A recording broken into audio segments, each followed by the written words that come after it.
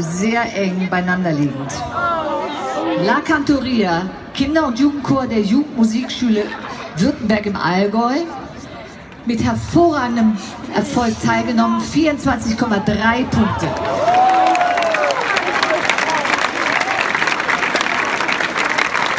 Der Kinderchor der Singschule der Oper Graz, mit hervorragendem Erfolg teilgenommen, 23 Punkte.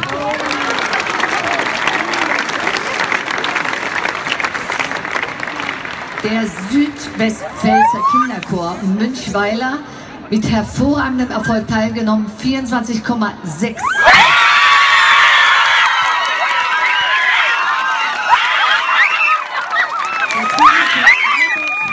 Mit gutem Erfolg teilgenommen, 19 Punkte. Daraus ergibt sich ein dritter Platz für die Singschule der Oper Graz, ein zweiter Platz für La Cantoria aus Wangen im Allgäu und ein erster Platz und erster Preis für den Südwestpfälzer